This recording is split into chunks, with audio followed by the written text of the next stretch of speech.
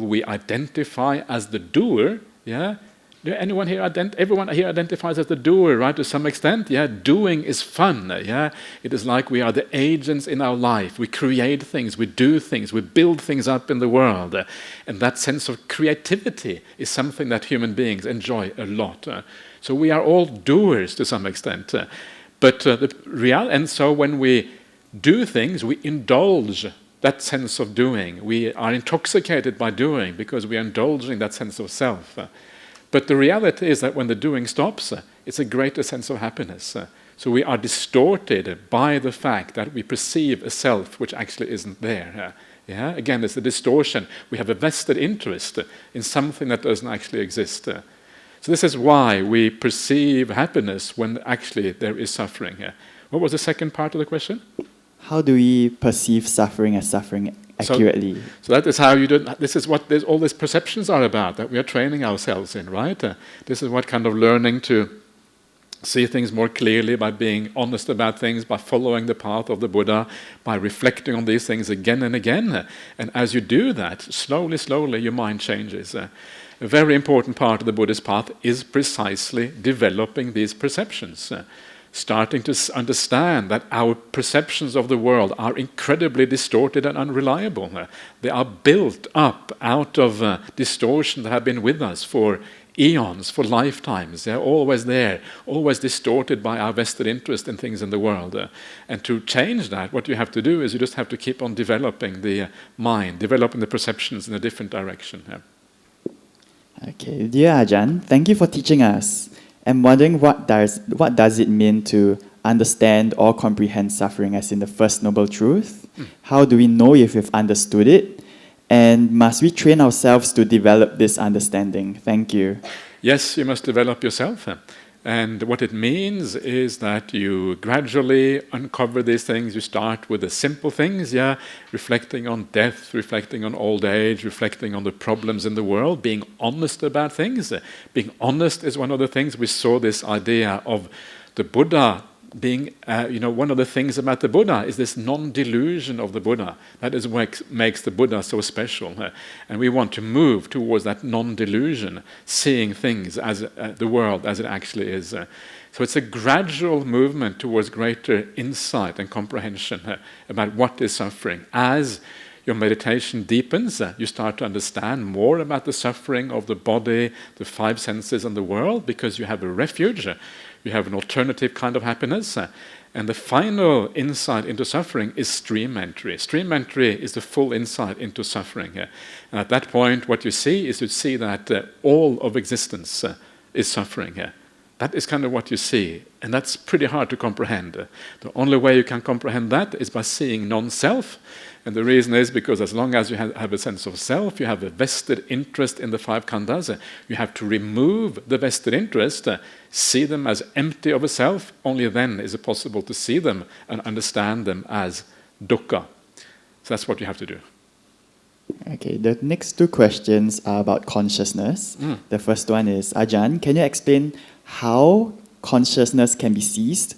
The second one is, dear Ajahn, after an arahant dies, consciousness stops. So how can an arahant experience Nibbana? Okay, so how can consciousness cease? You cease is because you are no longer interested in consciousness. Because you're no longer interested, you don't have any craving for it. When you have no craving for it, that is the cause of suffering, the cause of rebirth has been taken away. Craving is what projects the mind into the future, into new lives. Take away craving, rebirth stops, consciousness stops. So that is how consciousness comes to an end. The arahant, actually becoming an arahant, that is the experience of Nibbana. Nibbana means the extinguishment of the defilements. That's the meaning of Nibbana in the sutras. So the moment you become an arahant, that is when you attain Nibbana. Bang, you have now Nibbana. Bing. Nibbana.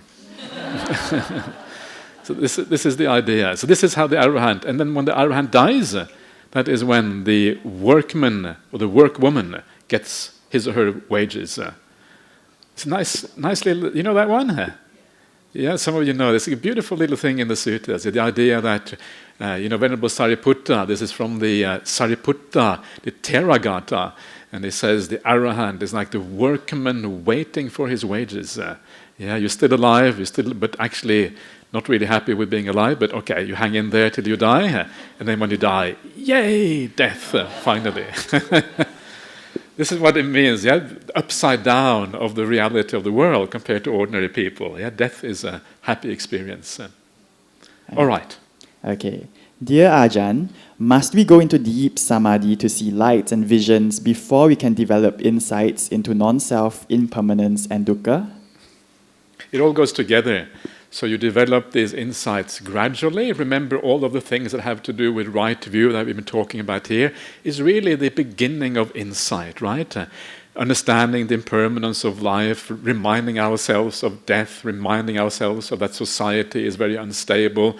All of these things are actually perceptions of impermanence, and we're learning about impermanence as we are contemplating these things, developing these things. And because we're seeing impermanence, we're also seeing dukkha at the same time, because anything that is impermanent, you can't cling to it. If you try to attach to things that are impermanent, you're going to have dukkha. That's kind of the whole point, why attachment doesn't work.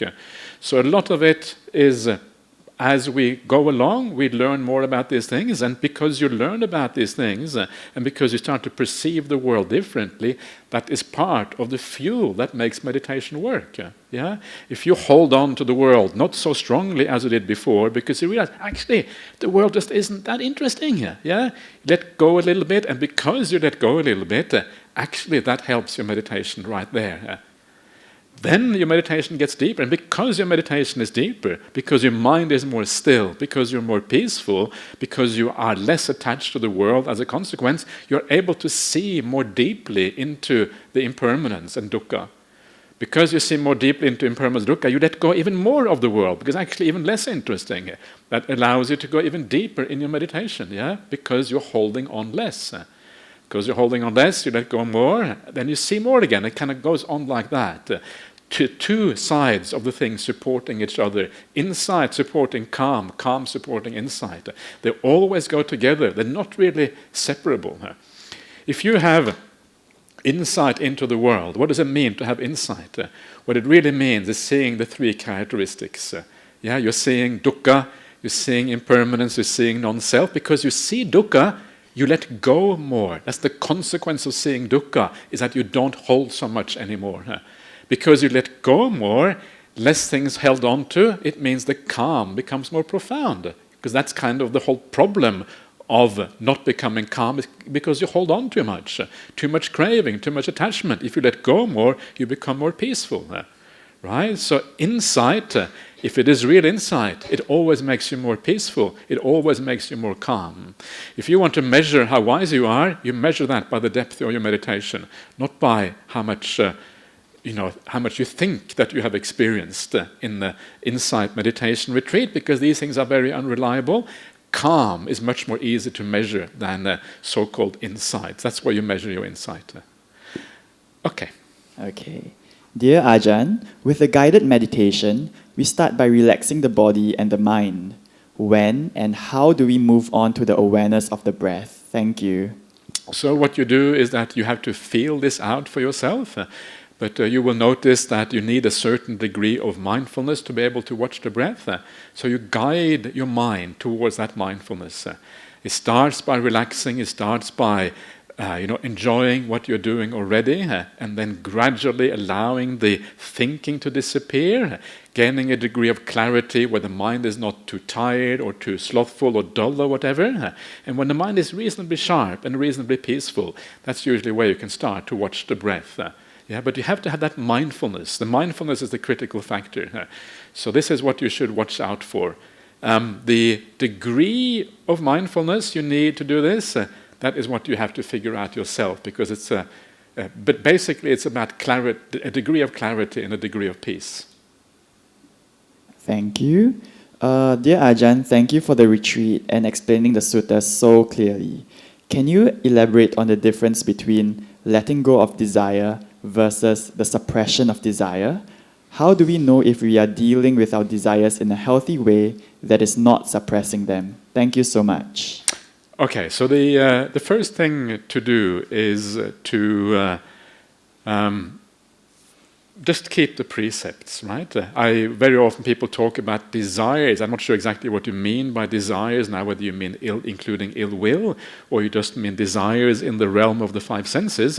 If we're talking about desire in the realm of the five senses, then don't worry too much about those desires. They're not all that problematic. I mean, they are problematic down the track, maybe, but initially, all you really have to do is to live well, live with kindness. And those desires that are in the way of living with kindness, those are the desires you have to let go of. But most of us can do that. Most of us are able to live with kindness, at least most of the time. So focus on kindness, and then you will put aside those desires that get in the way of kindness. That is the most important thing. But apart from that, enjoy yourself in a normal way, in a reasonable way, where you don't hurt other people in the process. The big desires that are problematic are the desires that have to do with ill will. That's also a kind of desire in a sense when you have ill will. So that is what you should focus on. Don't suppress the ill will. Learn to see people in the right way. Learn to look at people, again, with compassion rather than with judgment.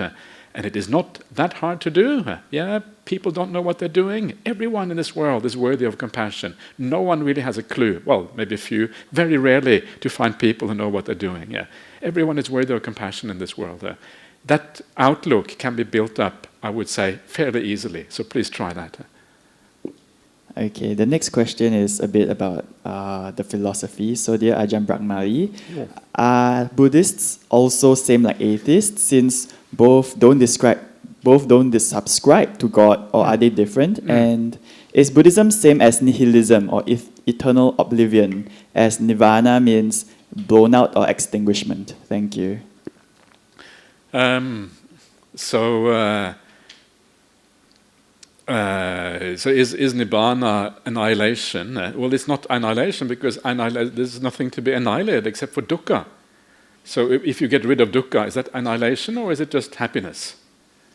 I would say it's just happiness, right? It's kind of weird to call the ending of dukkha annihilation.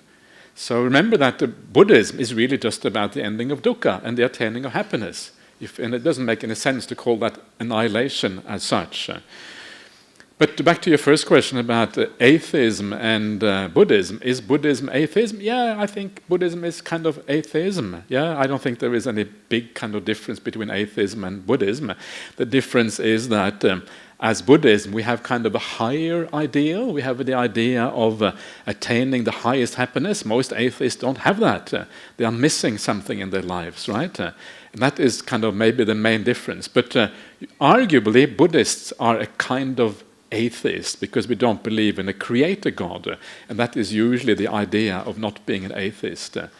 So I would say the whole idea of being a secular Buddhist to me is a misunderstanding, because secularism is the idea, or maybe what you call free thinkers, maybe here in Singapore, is the idea that you need to take the religion out of Buddhism and to make it acceptable for modern society, and then you call it secular Buddhism.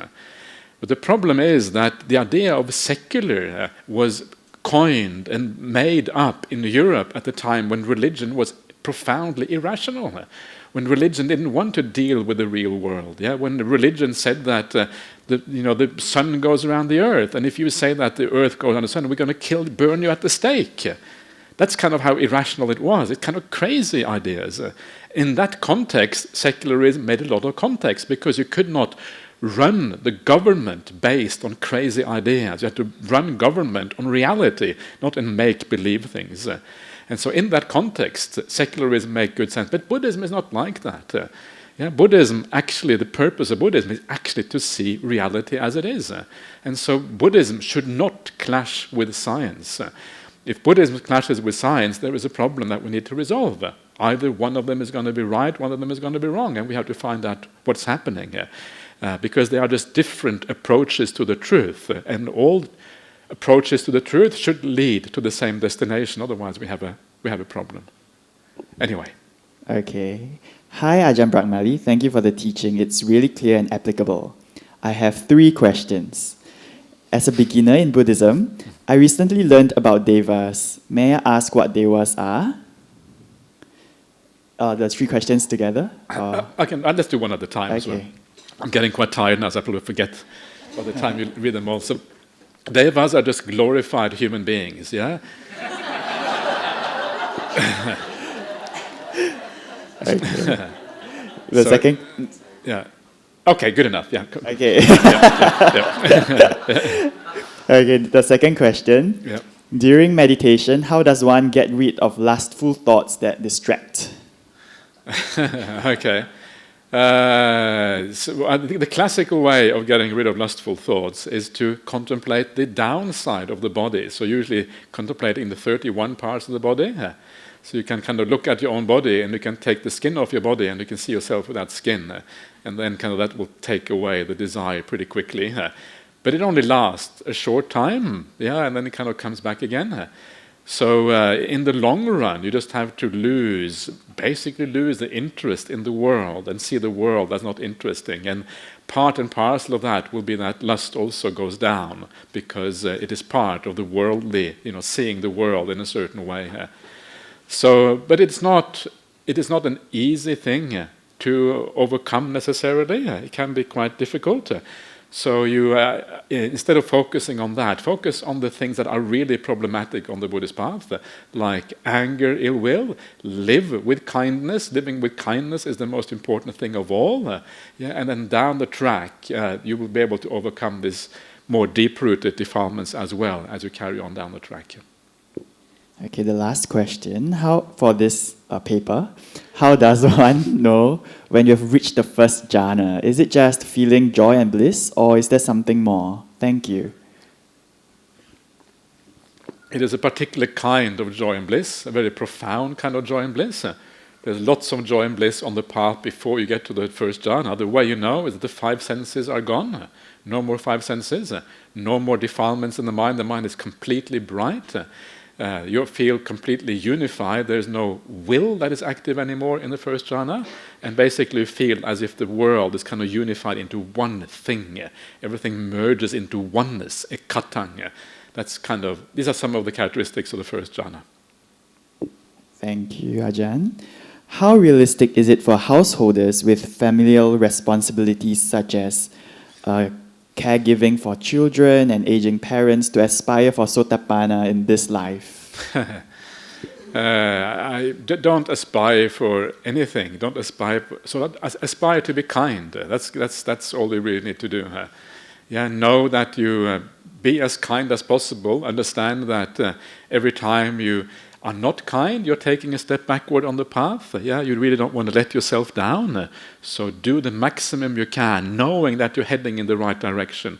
As long as you're heading in the right direction, you will get the result sooner or later. Because that's kind of what heading in the right direction means. Eventually you will get there, but don't focus too much on these things because they are pies in the sky. You don't know what they are. I mean, it's very hard to know what these things are. Yes, they are happiness. Yes, they are, of course, incredibly worthwhile. But don't aspire for these things directly. Just aspire for the simple things in life. And then I would say that's the best way to be on the right track. Okay, how may such a householder organize their lives in a way most conducive for progress on the spiritual life? Just make everything in your life into the spiritual path. Every aspect of your life should be part of your spiritual life. If you have responsibility for children, treat your children as if they are, the focus of your spiritual practice. What is the real metta towards your children? How can you give your children what is best for them without thinking of your own vested interest? When your children misbehave, do you feel embarrassed because they misbehave? Or do you think, well, they're not really my children anyway? That is the right way of thinking, right? Because they're not really your children. These are just beings that come into the world, they pass through, and then they kind of disappear again the other end. And you had billions of children before, they all disappeared and gone. So that is so never need to be embarrassed. If your child misbehaves, just shrug your shoulders. All right, this is the way they are. And it's okay. So that is the way to have no vested interest in your child. That means that you can really look after them with true love, true metta for your child. Do what is best for them, not what is best for you. I want to be proud of my child. I mean, this should have nothing to do with you. It is about how to make your child as happy as possible. That should be the real deal. So make everything in your life into part of the spiritual path, your children, your family life, your parents, your friends, everything becomes part of that. How can I be as kind, have as much metta, compassion, understanding as possible, live really well, occasionally go on a retreat if you have an opportunity, do some more meditation and see what happens. And then gradually you're going to have some success on this path. The next question is about dependent origination. Bhante, I want to clarify about the Nagara Sutta you explained earlier. Yeah. The sutta stated name and form as the cause of six sense bases and consciousness as the cause of name and form. Yeah. Then the sutta stated name and form as the cause of consciousness, and so on. Feels like a chicken and egg question. Which one comes first? In dependent origination, didn't the Buddha say that sankhara and not namarupa is the cause of name and form? Seems like there's some contradiction between the Nagara Sutta and the Paticcasamuppada. It's not contradiction, it's just different ways of looking at the same problem. And the same problem can be seen from different angles. So if you think about name and form and consciousness, which comes first? Well, if it's like two things leaning against each other, well, which one comes first? There's no first, yeah? They lean on each other. They're both required at all times to be able to stand up. And that's why there is no first. So it is, in a sense, a chicken and egg situation. And this is why the Buddha has an alternative explanation. And the alternative is before vijnana, before consciousness, there is sankhara, the willed activities. And the cause of the willed activities is ignorance, or delusion, if you like. And this is why the Buddha talks about this as the root cause, because delusion, ignorance, lack of understanding, that is something we can do something about, because we can actually acquire knowledge and understanding about the nature of the world. We can see things clearly. So we can overturn ignorance, we can overturn avidya. Once we overturn avidya, we understand consciousness and name and form together, both of them as being inherently unsatisfactory and problematic and suffering. So we let go of the craving for both consciousness and name and form. And when we let go of craving for these things, because we understand that they are dukkha, you can't crave for dukkha, right? Or sometimes you can, but not if you're wise. You can't crave for dukkha. That means that the thing that propels these things into the future, that regenerates them, that is gone, that has disappeared. And then you are free as a consequence. So it's that's why the Buddha always adds ignorance, avidya, at the beginning, because it is the avidya, that is the thing we can do something about. The purpose of the Noble Eightfold Path is to see things clearly. This is why we get into jhanas and these kind of things. So that's how it unravels. Okay, thank you, Ajahn. We have 5 pieces of paper left. Okay. Almost there. Yeah. Okay, it's about meditation. I've gotten into a cycle of doing a 10-minute body scan, 10-minute metta meditation, and 10-minute watching the breath. Then the mind gets bored, and I can't wait to get out of the sitting. Ajahn, how do I progress? Thank you. Yeah, well, it's all about enjoying what you're doing. And it's all about kind of, not doing things like a robot, 10 minutes this, 10 minutes that, Okay, 10 minutes, okay, 10 minutes up, yay, 10 minutes are up.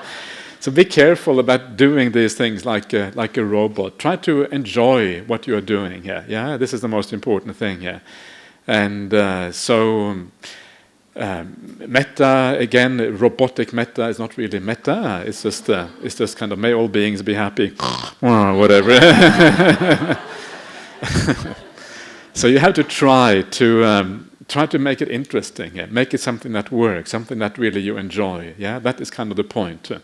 And to you, it sounds to me like all the other things in the world are more important to you than the meditation practice, and that's why you get bored, you want to do other things.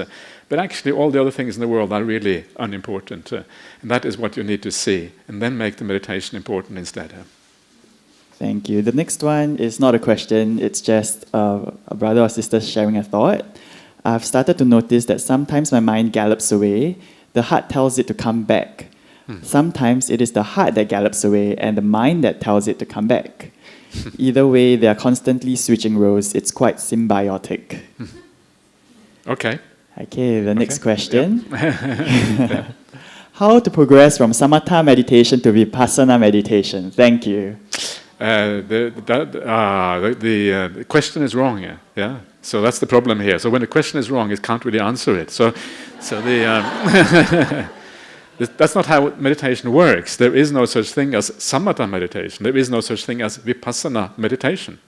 There is only meditation. It's called bhavana in the suttas. The Buddha does not use the words samatha meditation, vipassana meditation. He uses the words samatha and vipassana, and these are results of meditation, not actual meditations. So if you meditate in the right way, you get two results. They are called samatha and vipassana. What kind of meditation? Watching the breath. Watching the breath gives rise to both samatha and vipassana. So what we do is we try to do two things on the Buddhist path, two things that are the development of the mind. One is like meditation practice, like watching the breath, and the other one is to develop our perceptions, our view, to understand impermanence, to reflect on that, understand suffering, to reflect on these things, non-self, the non-delight in the whole world. All of these kind of reflections we do regularly, maybe the idea of rebirth, these things. And as we understand these things and reflect on these things, we are actually developing a change of view, and a change of view is very powerful in supporting the idea or the meditation practice on the breath. Right view at the beginning, it supports all the other factors of meditation.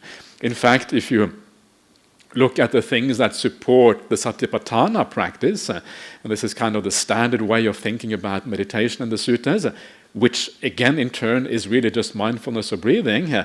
Two things support it: sila, virtue, kindness on the one hand, and right view on the other. Because when you have right view, when you see what is important in the world, that is when you focus on the meditation object and you let other things go, because you know they're not important.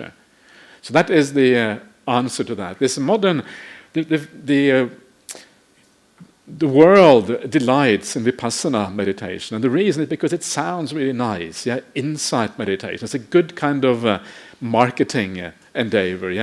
Because everyone wants to have insight, but all meditation that is valuable, whether you call it insight meditation or whatever you call it, if it is valuable, it always has two results: calm and clear seeing. Calm and insight, if you like.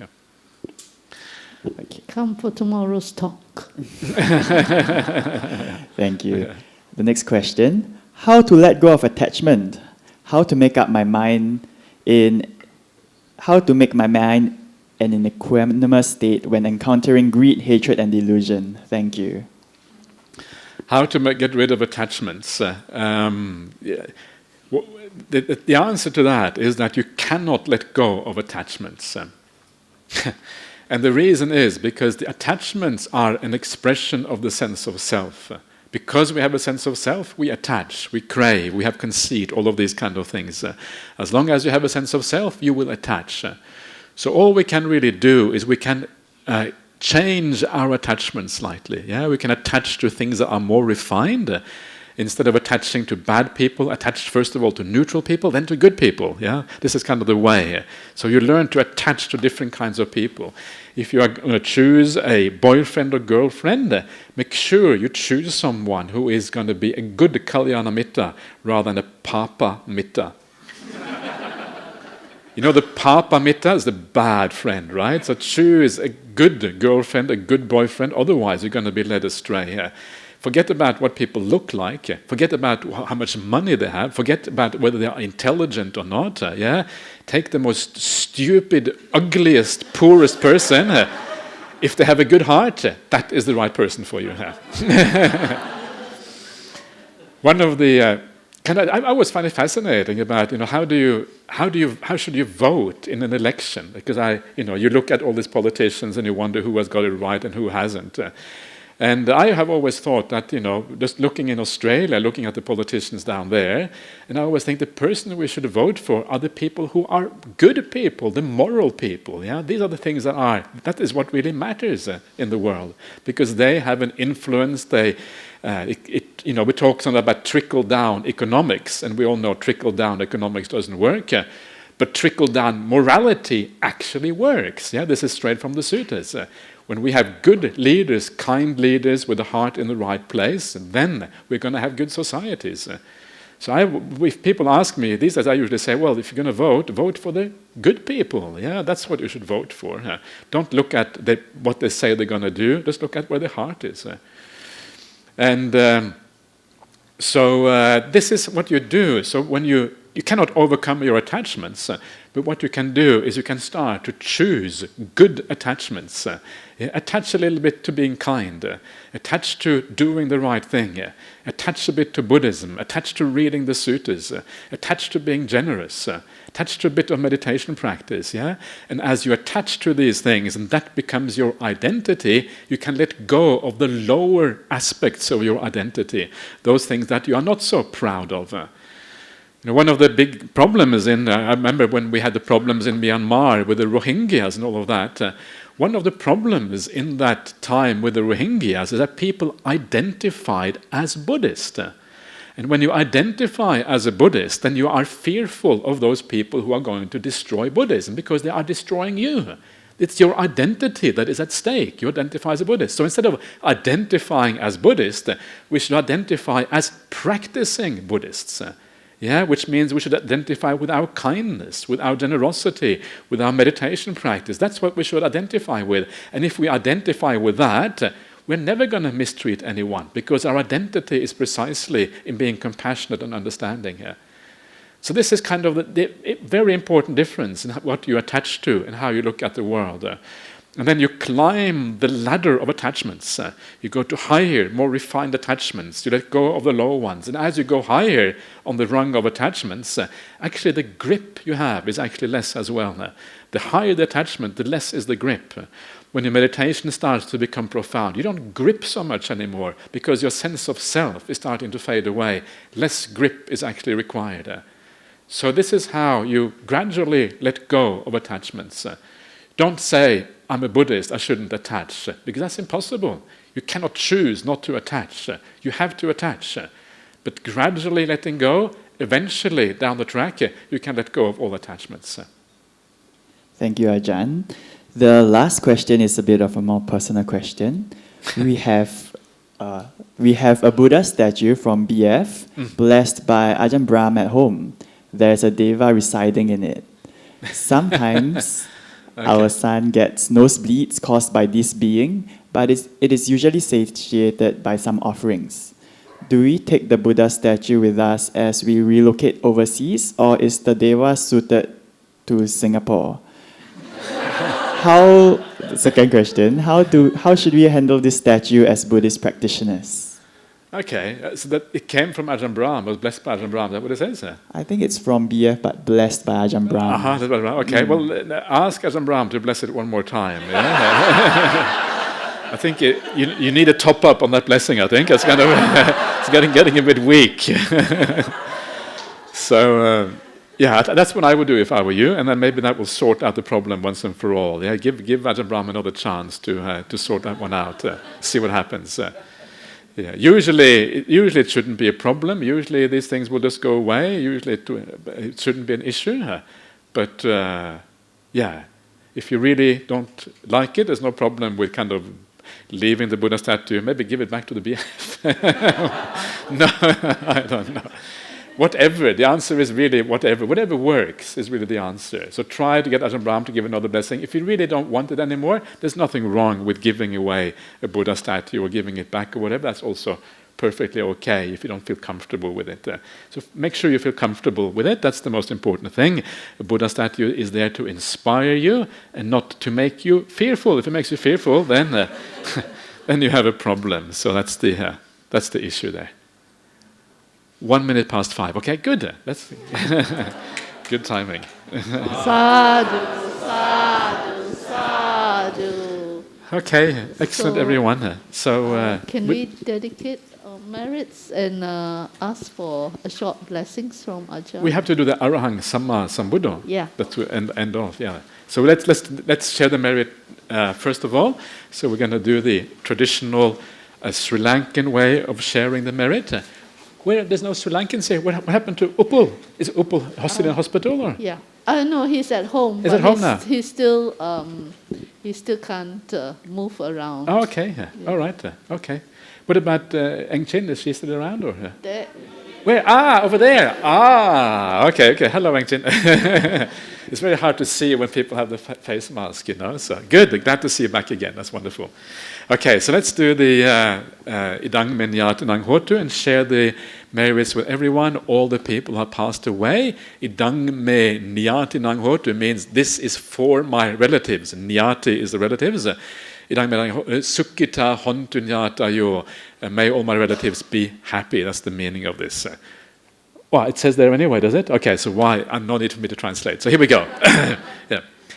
𝐸𝐴𝐴 𝑚𝑒 𝑛𝑦𝑎 𝑡𝑛𝑎𝑛𝑔 ℎ𝑜𝑡ū 𝑠ukkhita hontu 𝑛𝑦𝑎tayo. 𝐸𝐴𝐴 𝑚𝑒 𝑛𝑦𝑎 𝑡𝑛𝑎𝑛𝑔 ℎ𝑜𝑡ū 𝑠ukkhita hontu 𝑛ْyātayo. 𝐸𝐴𝐴 𝑚𝑒 𝑛𝑦𝑎 𝑡𝑛𝑎𝑛𝑔 ℎ𝑜𝑡ū �ސukkhita hontu 𝑛ْyātayo. Okay, good. Let's just do the homage to the triple gem. That's the most powerful blessing of all, So let's do that. Arahang Samma Sambuddho together here.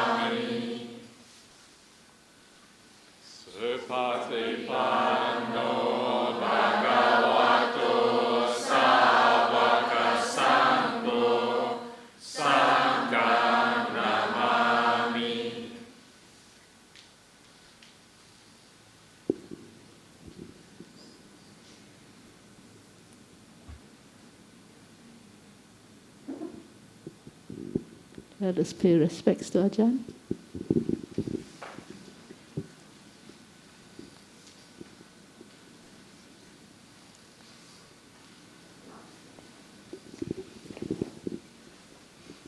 Before Ajahn leaves, some people have requested to give requisites or something.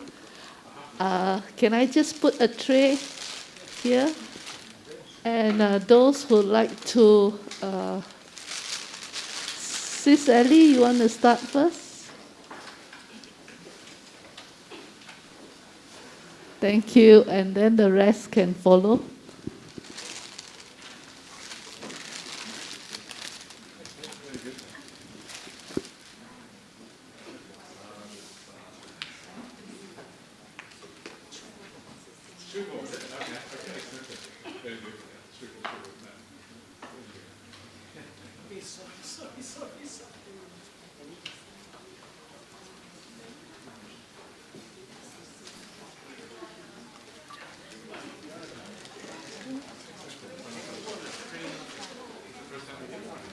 No, the second time. I think the last you came here. Yeah. Thank you, Ajahn.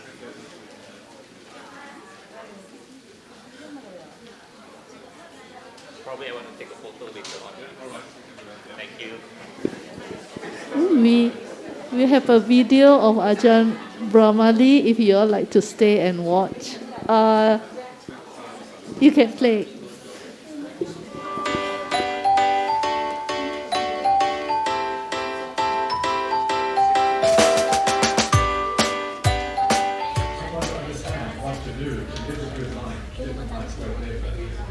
can give good advice to other people.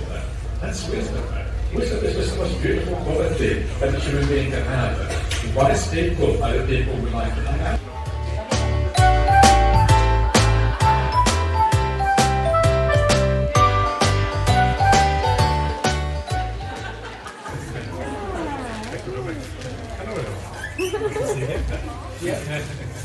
It will happen by accident. That's pretty. Anyway, that's good. That's good. So, this is wonderful. Is that food for you in the world? Yeah. Okay.